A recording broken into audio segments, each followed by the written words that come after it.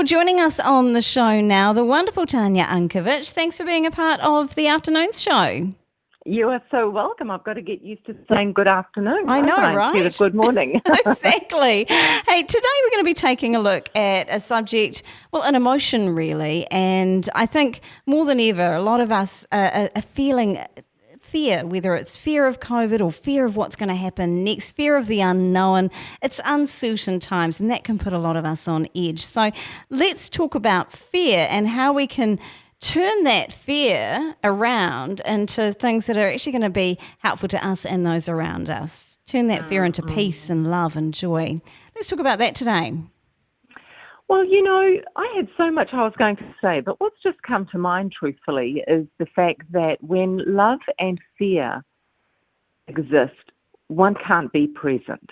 Fear and love can't coexist. They can't be there at the same time. So the best way to eradicate a fear is to bring love into the equation. And anyway, that's not actually how I was going to start our conversation, but it came to me, and I read that in a book many, many years ago, and I remember that all the time. Love will always, always win over fear. Love trumps fear, and I think that's an important thing to remember, isn't it? So how do we live this life of love and not get bogged down by some of our fears? So much is about having real certainty in yourself and having that strong belief, being grounded, whether it be with your God, whatever your faith is, whatever your higher power is, to have certainty that no matter what, when you link arms with your higher power, with your God, nothing can really sway you. And I've lived that. I've experienced that in my darkest hour when I was able to go into this place of personal certainty and comfort, knowing that God was by my side. Even though it was my darkest hour, I felt a peace like I've never known before.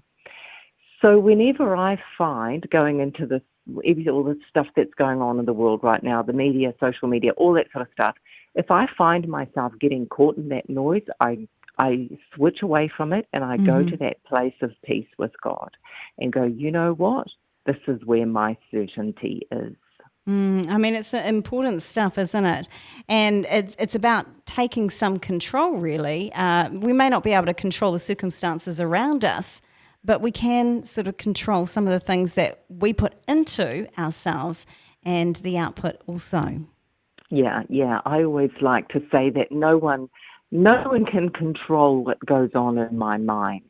And, I hear so many people saying, I just want my freedom. I just want to feel free. I want to, want my freedom back. You've already got your freedom in your mind.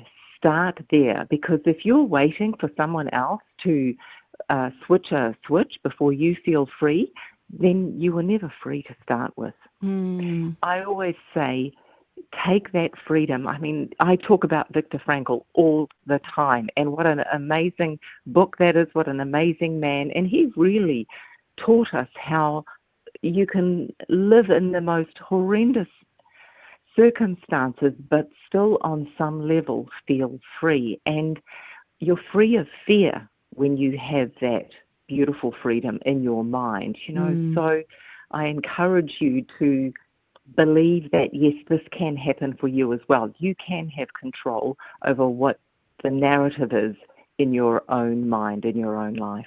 Let's talk a little bit about Viktor Frankl, because people may not be aware of this guy. And I have to admit, I don't know a lot about him.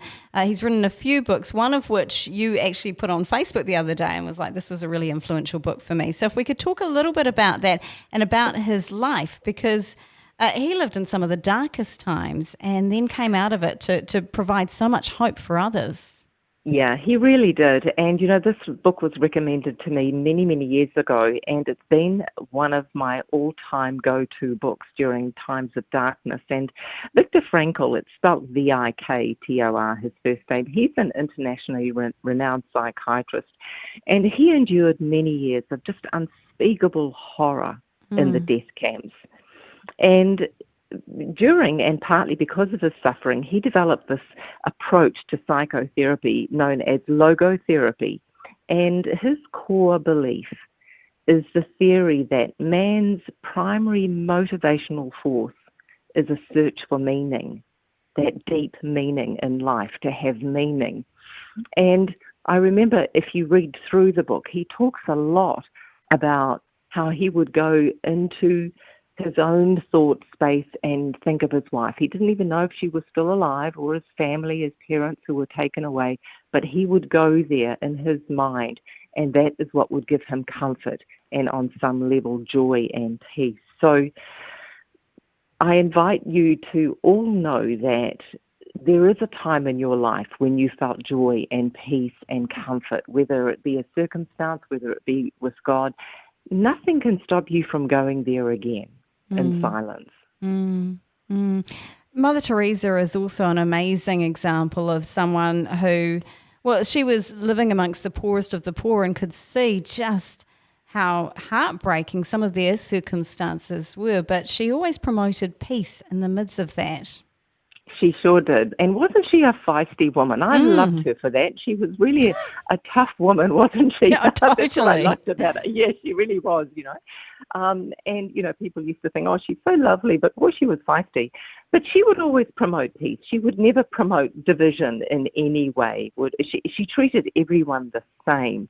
And she would always say, never invite me to a protest. I'm not coming to a protest. However, if you want to invite me to a peace rally, I will always come. So, some really great tips, and I would totally recommend to people, if you're going through a bit of a tough time, reading a biography of someone who's got through it, not necessarily living through their trauma. If you're finding life a bit hard, that can be a bit hard, but finding some joy, just knowing that other people have found joy at the end of some tough circumstances. That's always a great idea. And I love that idea that you're talking about, Tanya, about freedom of our minds. We can be the ones that say, actually, I'm going to turn off my social media because it's making me upset. It's making me angry, or I'm just going to take a break from the news for a day. Just spend some time with the family playing board games or something like that, right? Absolutely, absolutely, because you can get hooked into the rabbit hole and you stop thinking rationally. You get caught up in emotion and you stop thinking for yourself. But just take yourself away, trust your own intuition, ask yourself some good questions and go, well, actually, is this really true that I just saw? It might just be rubbish, So just trust your own intuition as well. Yeah. Hey, Tanya, thank you so much for your insights and wisdom this afternoon. It's always an absolute joy to talk with you. And hey, have a great long weekend. You too, Zai. Thank you so much.